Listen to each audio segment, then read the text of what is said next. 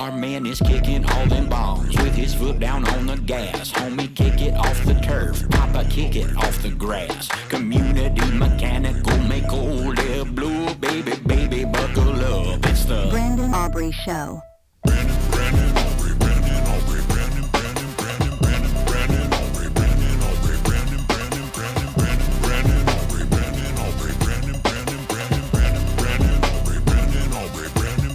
Aubrey Show. Yeah. Community Mechanical indeed does bring us Brandon Aubrey. Here he is, ladies. Your hero. Our bye-week hero, who is joining us before jumping on a plane to, I'm guessing, South Bend. You're going to South Indiana. Bend? That's your break? Yeah, What we'll go about to Cabo? Chicago for a bit. Cabo, man. Yes. What about, I don't know. Yeah, beaches don't sound great. We can go to a beach anytime, but you can't go to a Notre Dame football game anytime. You cannot. Is the whole family going? No, just me and Jen, and the in-laws will stick around, watch the house in Colton. You're not letting Marist third wheel it? Oh, we invited Marist. He was gonna come with Sonia, the WNBA superstar, but they're going up to see her family instead. Marist is partner. I don't know what married situation. What are we talking about? Marist is a Golden Domer. Oh, okay. Yep. And he's dating, he's dating a WNBA. What are we doing? That part I didn't know, yeah. But you can step aside real quick on this part, Brandon. But when you see a Pacific Islander in the NFL, Dan, particularly a linebacker, Notre Dame or BYU are good guesses. Okay. That's fair. It's a really good guess. And I didn't know about the WNBA part. Yeah, Sonia, she was a college basketball player at Notre Dame. I think she was drafted like third overall out to the Washington team. I don't know a lot of details, but I think she had a good rookie year. Season is over, from what I understand, and not starting up anytime soon. So we going always to see. We always think like there's always an WNBA draft or the finals are like every other week. It seems to jump up on us. Yeah, quite often. It seems like they have 7 seasons a year. Is Marist I mean, I guess this is probably an obvious one, but he feels like a guy who in film gets a lot of reaction from the room. Like the movie he had the other night was it was insane. He'd crash into a lead blocker. It seems like he'd be a fun guy to be in the film room with. Yeah, he's awesome and off the field. Nice, soft-spoken, smart, genuine guy. And then on the field, he plays like his pants are on fire. Like he's got somewhere to go, and anybody that gets in between him is kind of going to end up on the floor, which we love. Our special teams coordinator breaks every meeting with speed, violence, finish, which he really embodies in the way he plays, especially on kickoff. It's just fun to watch him, knowing that if there's someone in his way, he's going to run him over and go make the play. So I love having him on my kickoff coverage team. I don't have to make very many tackles. I haven't made a single one. So I love having guys like him. So the trade deadline was yesterday. Was there any concern about yourself getting traded? No, not that I'm aware of. Should I have been worried? No, I don't. I know a couple of media people were throwing out like they should trade Brandon Aubrey for whatever. And we immediately rejected that notion, of course. But yeah, who said that? There's a guy. Well, like I mean, to be honest with you, yeah, it's a dude who people read, and it wasn't like he was saying I'm hearing things. He's not a reporter. Yeah, it was Bill Barnwell. Okay, who's I think he was more just saying. You hear about like GP too, of like, hey, this is put good him over the top. Great value. Yeah, this is great value. He's not making a lot of money, as you know, and he's the best kicker in the NFL, and.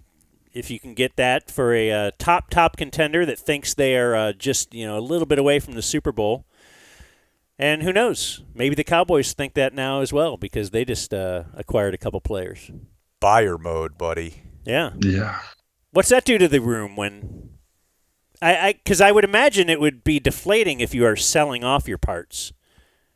Yeah, I've never been on a team that has been a seller. I've only been on the Cowboys for 3 years, and it always feels like we're pushing to do anything we possibly can to get into that playoff picture, and from there anything can happen. So it gives the team a bolt of energy, knowing that front office still believes in our opportunity to make the playoffs, and they're going to do their part, so we got to do our part. So nice to have some fresh bodies, and the belief in the room kind of starts to hopefully go up.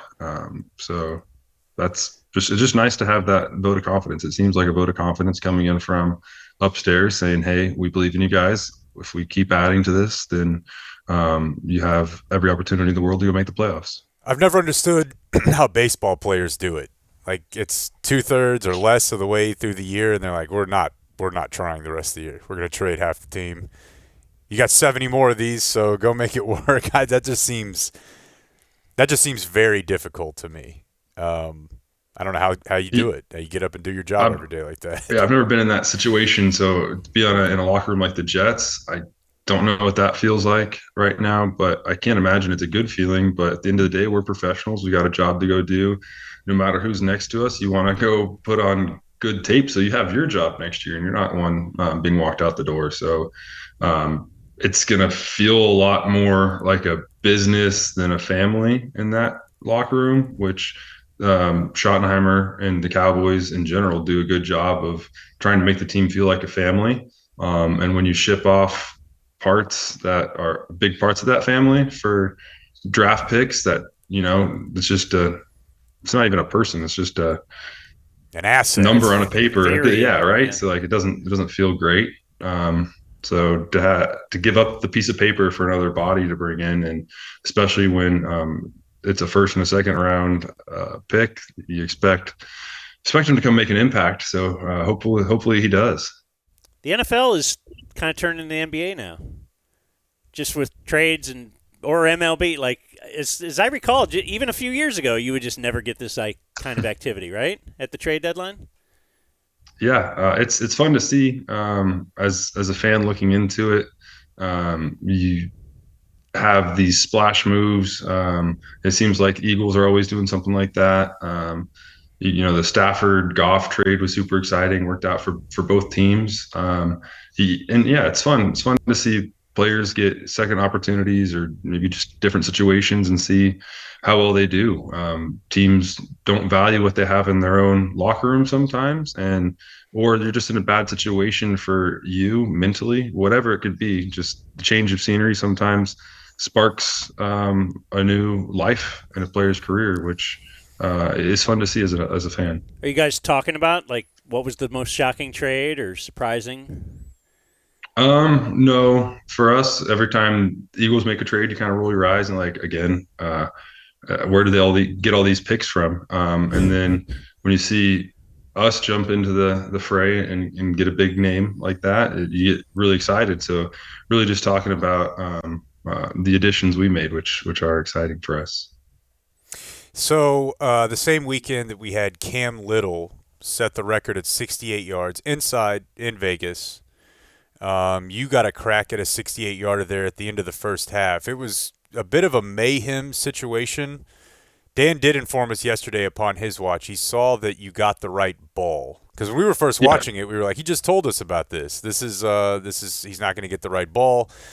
I'm still a little fuzzy on when Ferg is out of bounds, if you guys maybe for a split second thought the clock was going to stop. It felt a little bit rushed. I mean, you got enough on it, but it still didn't feel as settled as you'd like it to be. Talk us through the preceding play and just how that led up to it and what happened. Yeah, so the big issue for Thunder that we've talked about earlier is the play clock more than the game clock, and sometimes those two things are the same. And if that would have been third down when I guess it was third down, but it became a first down. If it would have been fourth down after the play and the clock is still running, that's when you get Thunder, and you have to sprint out there because you can't stop the game clock. But we were able to. We got a first down. We got the spike off with 2 seconds left on the game clock, which gives us a fresh play clock of 35 seconds or 40 seconds, whatever it is. And then we run on the field and, in theory, go through our procedure, our process exactly how we would with whatever amount of times on that game clock, because it's really just a play clock that we're trying to fit in. a little bit fuzzy with the spotting of the ball. They always mark the spot with the quarterback ball and then bring in a kicking ball and swap them out. So this time, they had the ball spotted, but since it was kind of rushed to get the spike off, they didn't really know where the spot was properly. So when we got the spike, they spotted the ball, which would have been a 69-yard field goal. So we're running out, getting ready for a 69-yard field goal. And then they changed out the balls. I addressed the spot that we're supposed to have. Then I think they moved the ball up a yard because they actually maybe watched it on replay and they had someone in their ear telling them. Whatever it was, they moved the ball up a yard. So we had to kind of reset our operation up a yard. And I don't know if you can see it on the TV broadcast, I kind of do a triple take. I kind of come up to approach the ball to get ready. Then I back off, and I go up again, and I back off and go again. So by the time the ball was spotted, there was 14 seconds on the play clock, and the refs have the ability to bump the play clock if they feel like if it goes under 20 seconds, they don't have it spotted.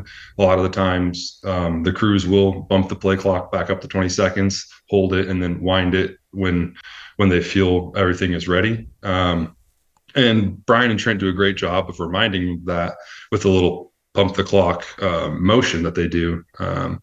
But with the spot being kind of moved around and the record at hand, we kind of got a little chaotic situation where Brian's trying to convince Trent to move the ball back a full yard, and Trent's like, no, they just told me I can't do that because, the snappers move the ball if it's not on the hash to a hash, and they're trying to crack down on that, I guess. So the refs in Trent's ear telling him not to do that.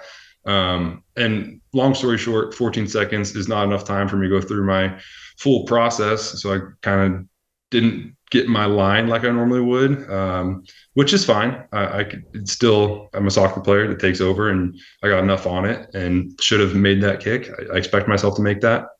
But we just didn't get the reminder to the refs to bump the clock. And so we did kind of rush through the process there. And then I pulled it off just offline by hair to the left. I'm happy with the way I kicked it. Probably for 57 and in, that one stays within the uprights. But back there, very little room for air off your line. And as soon as I kicked it, I knew it was going to go left. It didn't have the power fade. I actually hit it really clean, struck it really well. Don't know if I lined myself up improperly, but watching it back, it just looks like I'm a little fast with my swing. Wow, so much going on, man. So you kicked it from the 50? Kicked it from R42, but or excuse me, the snapped ball from the 50. Yeah, because watching it back, Ferg is clearly, he might be at 48 and a half. He's not at 50. He's at 49. Right? Yeah. So you're right, but that is a weird, it's a full yard there. And I was actually going to ask about that as it pertains to the record because, the ball's not always spotted on a yard line, right? So, yeah. Usually I guess it might not really matter, but for a record, I don't know, 2 feet, you could have a 68-yard field goal and a 68-yard 2 foot. Yeah. So the long snap, it's from where the ball's kicked, and everyone is going to spot the ball maybe in between a hash, but like the holder's going to go to a hash. Okay. And it's going to be a clean yard. But the long snappers will typically kind of get themselves situated where they want, and then drag the ball back till it's on a full clean yard. They're fine with you doing that going backwards. If it's like 3/4 of a yard and you bring it forward a quarter of a yard, they're okay with that. But if you go up a half a yard, the refs will kind of maybe throw a false start or snap infraction penalty at you. So what we wanted to do, what Brian was trying to get Trent to do, was move it back a full yard. So that's kind of where the process got a little funky, because Brian had already set up at that spot, because where they originally spotted it, that's where it would have been. So it was just a lot of commotion going on about the spot, which I'm telling this to you from Brian's point of view, because as I'm out there, I'm just waiting for Brian to tell me he's ready, this is the spot, and then I'll start my process. So I'm really locked into what I'm doing and telling myself what I need to do, what I need to tell myself to make the kick. So I don't really notice all of this going on. I just check in with them after, and they were pretty frustrated with it. And usually I would still make that kick 9 times out of 10 with all that going on, because I don't even know what's going on. But you're very aware that it was an NFL record, though. Yes, yeah, absolutely. That one is, for me, it looked like we're going to be right on the 50 somewhere. I didn't know if it was going to be a yard short or a yard long of it. So for me, that would be a career long. Obviously, the record is right around there. So I'm aware that it could be the record. It could not be. I just want to make the kick, get ourselves the points, and get into the locker room with some momentum. Hey. Got to have a little momentum. That always carries over. The Arizona had a controversial field goal. Don't you think? We were wondering, was it even good? Didn't some guys on the field think it was no good? Yeah, that's I'm on the sideline, probably like the 20-yard line. And from my angle, it's really hard to tell, but I thought he missed it to the right. So I haven't seen the broadcast. I have YouTube TV, so I know. I'm guessing this sucks. Yeah, it's brutal. So I haven't seen the broadcast. I don't know what it looks like from straight on. That's the best vantage point. So it looked to me like he missed, but the refs have a good look at it, and they're supposed to be. If you leave it up to the refs, you could get whatever. If you put it so close to the uprights like that, leave it up to the refs. You can't really be mad one way or the other if they call it no good or good. Optical illusion. Yes. Like hitting that wire. Yeah. So you put it down the middle. Yeah, it's weird though. I mean, I know you're not making excuses, but I don't know that there's another position group or element of the team that has to think about the rules and the spotting of the ball and the clock that much, right? It's really the only part. And it almost feels like baseball's balls and strikes. There's a lot of guessing going on and a lot of, yeah, all right, we'll give you a little bit of this or that based on game situation or a record. I hate that stuff personally. I wish we had robots for everything. Well, if you're going to put the ball down in one spot, just roll with it. Like, don't second guess yourself and then move it up a yard. Like, it makes a difference, but not as much as they think. Like, if they would have moved the ball up a yard to 67 and I make that kick, am I be mad I don't have the record? No, I don't give it. So I just want to make my kicks. Right. Yeah. Just put the ball down and give us a chance to go through the process like we normally would. A lot going on. So you had meetings yesterday and film and all that. So when's your next day at the Star? We're going Monday for kind of a brush the rust off, welcome back, and run around, get the body loose. And then Tuesday will be off, and then Wednesday starts our normal week. So you kind of get screwed by having a Monday night game and then a bye week. You get one less day. Yeah, we do. We lose a day because you would imagine we would have been out of here yesterday, but had to go in, obviously, and they don't give us the day back on Monday, even though we have another Monday game. You're not going to get that day back. No days off anyways for you, though, right? Leg day every day. I don't know. Oh, exactly, yeah. How much time you spend in Chicago? We'll go up for like a night in the morning, and then drive into South Bend, and then head home after the game. But like in college, how often was that? Oh, like if you're never. up there, that's not a normal thing. That was truly no off days life for me. With soccer and school, I never really went out and partied so I never. And South Bend is still like 2-hour drive. Yeah, with traffic from Chicago, so it's like you have to make a day of it. I think I went in once, and that was for Northwestern versus Notre Dame soccer game. We played at Chicago Fire Stadium, which was awesome. You might have to have like a 2-hour wait, or in our case, we once had a listener wait for us, but I can direct you to one of the best hamburgers you'll ever have in your life. Au Cheval. Okay. It's a late night place too, but okay. Yeah, we had a guy wait like 3 hours for us one time, which if you did would seem normal for midday radio host was probably a bit of an asshole move, but I don't think I'm waiting over 20 minutes for a hamburger. They might let you put your name down and come back. It's in a cool neighborhood. It's a great place. Gotcha. I wanted to ask you about the coin toss because George W. did the coin flip and you were kind of standing pretty close to him and Laura Bush. So any interaction with the former president? Yeah, saw him in the tunnel when we were running out to warm up, shook both of their hands and thanked him for his service. And then, he got the coin flip. That's what you said? What did you say to him exactly? Oh, I just said thank you for what you've done for the country. Okay. Whatever. That's a good one. Yeah. And then when he did the coin toss, he flicked it up, but it didn't like rotate. It just kind of did a little send. So like kind of felt rigged, but we didn't win the coin toss. They got to defer because it just fell straight down. Yeah, you can't get upset with him then. No. Speaking of that, I thought it was kind of cool that Dave Canales, the Panthers coach, shouted out their special teams coach. Did you see that? No, I haven't seen that. Well, they took the ball to start the game, and we always think of that as like, oh, you want the ball, you're going to go score. But he explained it in terms of we wanted to have the wind in the fourth quarter. Like we don't. Yeah. It's really just that we want to pick at half which wind, and they ended up winning. It was a close, short possession game with Green Bay. I don't know. I just we don't ever think about the fourth quarter wind.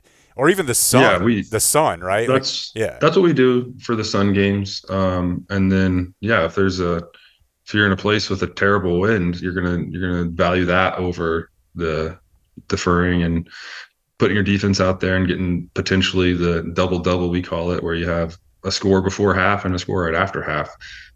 Those situations are so important. Those end of game field goals, you want to get your percentage up as high as possible, and the wind plays a big factor in that. Like when we were in Carolina, we would have taken the ball. Can't remember if we won that coin toss or not, but we would have taken the ball.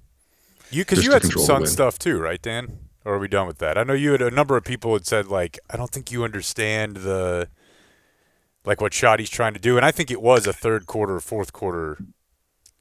Yeah, because I guess Shoddy or Dak and the receivers, they all deal with that for the Sun games, right? And it's like they would rather it be in Dak's eye. Oh, I guess it was the thought was they would rather avoid the third quarter sun because it's even more pronounced. Yeah. Okay. Yeah. So something like it's that. It's all over the field in the third quarter, and in the fourth quarter, it's just kind of in the end zone, which you shouldn't be necessarily looking back and catching passes in the end zone for the most part. You should be like breaking the plane in stride is the theory, or at least that's what I'm gathering. Haven't been explained to me in those terms, but that's what I would guess. Did you see Blake on the field pregame? I didn't this time. I think he's hiding from me. Okay. Well, the first time I approached Brandon on the field, I picked a very inopportune time because I think they were in the middle of a special teams meeting this week. So I don't approach Brandon very much anymore. Okay, I didn't know if you had seen his mustache up close. No, it looks great though. Very powerful. I think you guys should pull out the mustaches as well. Does it feel I think so too. Do you feel like if you got pulled over and then this guy walked up to you, you'd be like, "Oh yeah, that's yeah, that makes sense." Yeah, he's definitely got cop vibes. much. What about you? Can that baby face grow a mustache? It could, but it might look terrible and patchy. But I shave every week. This is about the extent of it. I don't know if you can see. Once a week shave? Really good. Yep. Or twice a week, but back-to-back days right before game day and the night before game day, and then the night before that as well. That's about it. Okay. I feel like Movember is a bad month because you're going to take pictures for Thanksgiving. You're getting ready for Christmas. We got a buddy right here. Dude, listen, he's going to feel me on this. Y'all don't want to attack him like you're going to attack me. Well, tell him what you're doing today. They get on to me because pretty much every year we go take like we have a photographer friend and we go take pictures like at the park. They're going for family pictures tonight. We put them on Christmas cards. We did it when my wife was pregnant and all that, and we do it pretty much every year. And I try to tell these guys, I'm like, this is not that abnormal, but no, it's not. But it doesn't make it any less acceptable. Yeah. It still sucks. Yeah. And I hated it as a kid. Luckily, we don't do that in this household yet. I'm sure when we have our full family, then we'll start doing that. Yeah. But let's check in next year. Days. What's your full family plan? As many as possible. So see how it goes. As many as possible, like 15? Well, I don't know if 15 would be possible. Oh, okay. Jen has to have C-sections. Let's leave it at that. Okay. Yeah, Dan.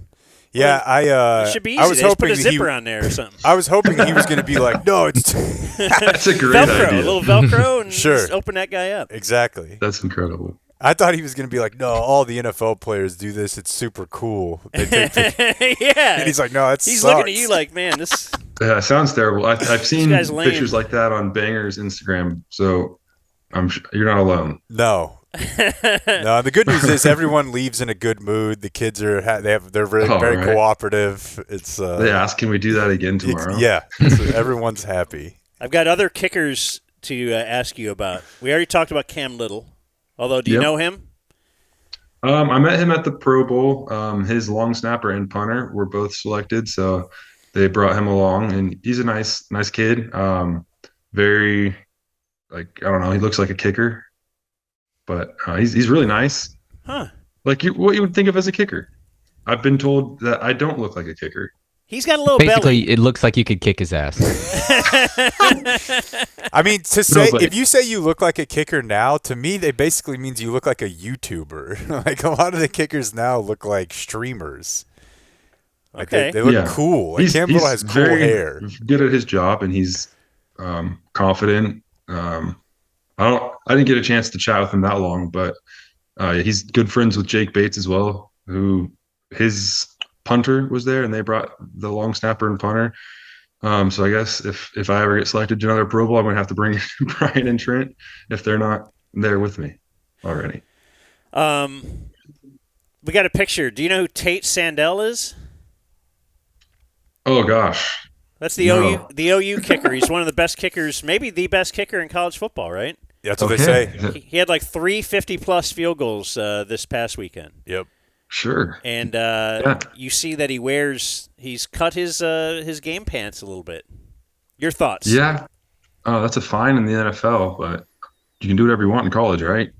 As long as you make your kicks. It doesn't really matter what you do. What's the length on the NFL? Those look like 7 inches. Oh, length of pants? I mean, you could cut your pants like that, I'm sure. I don't know if you can, but as long as your skin's covered with some leggings underneath it. Okay. Well, that's been altered. That's not what he really wore. Sure. I didn't know if it was like if there was a cutoff. That was altered? Okay. That picture's not real? Yes. No, it's not real. Oh, I thought it was real. No, dude. I mean, it's an exaggeration. It's an exaggeration, but he's wearing, dude, the shorts, they're not that much shorter than that. Okay. They're full above his knee, way above his knee. That's just below his balls. That's been altered. All right, well, why don't you find a picture and put it in there for I'm going to tell you, it was enough if the criteria is just find any picture on the internet to throw up, then I can find a lot. I thought that was the real picture. It's enough to where Herb Street was like going off about it. He's like, it doesn't take much to get him going. This is a disgrace type thing. Blake hates Herb Street. Yeah. I didn't know if it was like where, you remember in was junior his dog high. on headset at the time or not? Shut up. In junior high, they would have girls like put their hand down to see if their skirt was too short or long, right? Yeah. I remember that. It would have to be past like their middle finger. So I didn't. Is that what they did? Okay. My mom said she had to kneel on the ground to see how far it went. So I don't know if that was the rule because we found out via Rico this weekend, 2 pumps is a penalty. Yeah.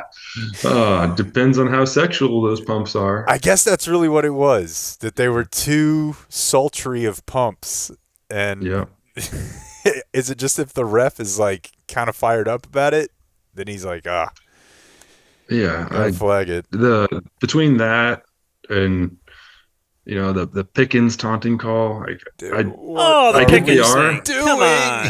What are we They doing? are penalties, but should they be? Who knows? Like I don't like it that they're penalties, but My the league theory we're on in. this. You don't, but I'm going to make you listen to it. As someone who football is like my religion. Like it's taught me everything. I love it. I think it's that we ask people to play a violent sport with their emotions at the top of the level in a cage, basically, in front of millions of people, and if then we expect them to regulate their emotion like they're at work. Yeah, Like they're in an office. That might be the smartest thing you've ever said. It's the strangest thing to me, and it's the same thing with when you guys get asked questions right after the game. It's like they definitely weren't doing this in like war, and that's what we have this for instead. Like even when it's like murder or something, they're like, is it premeditated or was it a heat of passion? You get less of a penalty when it's a passionate crime. Exactly. Yeah. So how come? Yeah. Why would it be 15 yards? Dropping the ball. Come on, no fun league is what I say. He's holding the ball up. Hey, here it is. I thought it was funny. There's another kicker thing I wanted to ask you if you saw. Did you see the Pittsburgh Steelers? Do you know who like their special teams coach is? The guy who chews gum all the time. Yeah. Definitely broadcasters love him. I know he's good at his job, but love an old guy with a giant thing of gum in his mouth. Danny Smith. Gotcha. But apparently, even Gene Steratore, he's the rules guy for CBS, got this wrong on the broadcast. The Colts got a penalty during a Steelers extra point attempt. Mm-hmm. So the Steelers accepted the 15-yard penalty on the kickoff, and then he just kicked it out of bounds. Yep. Okay, why? Yeah, that's the same situation we had last year when I hit the cheerleader in the head. The ball goes either 25 yards from the spot you kicked it from, which would be the 25, or if he kicked it out of bounds at like the 32, it would go to the 32. So you just aim for out of bounds anywhere further than the 25-yard line and just pray there's not a cheerleader's head in the way. That's what they did. And 10-yard trick. The announcers were befuddled, and they brought on the rules guy. He got it wrong as well, and so I forgot that you had already done that. Yeah, and Danny Smith is being heralded as a genius, and none of the articles that I read reference Brandon or the cheerleaders or Bones. They should not reference me. They should reference Bones because I had no idea that rule existed, and he's the one who obviously told me. And if they reference Brandon, they're going to have to link the kick, which saw him drilling a woman in the head with. And you're going to see the blood. That's what was so funny about that kick is that he was trying to kick it over there, and people were like, God, this guy sucks. Not only did he kick it out of bounds, he killed this lady. I didn't pull the video, but UNT had a kick this weekend. We talked about it the other day. Someone was kicking to them, onside kick. Kid fair catches it on the hands team. Like he just throws his hand up, like as in don't interfere with me. It looks like it bounces. It doesn't. He just lifts it right off the tee, and the kid immediately puts his hand up. And the whole. So if it does bounce, though, you can't fair catch it. Okay. Correct. But the ball goes really high, and the kid on hands team just throws his hands up, really with no intention of catching the ball, and the play's over. I don't know. It feels like they might have to change the rule if that's an option. I'm not sure on that one. He didn't catch the ball. He just let it. I think no, he tried to, but there was a lot of confusion. He might have even cleanly fielded it, but it was more that there's a 15-yard penalty because the hands team the coverage team was already rushing him. They're only 10 yards away, and they're bumping into him, and it was just mayhem. But because they hit him while he calls a fair catch. Yeah, they're like, you can't do that. Yeah. You can pass that one up that's wide why, if you want. I don't know. You don't hit those kicks like that. Punt after safety, when you're trying to get that back, you'll hit it as high as possible, and everyone on the return team will throw up fair catch. Oh, really? Just that way you can't hit anyone. Oh, that's awesome. There it goes. Yeah. Well, cool. Okay, when did you pack for this trip? A couple weeks ago or last weekend? Oh, I haven't packed yet.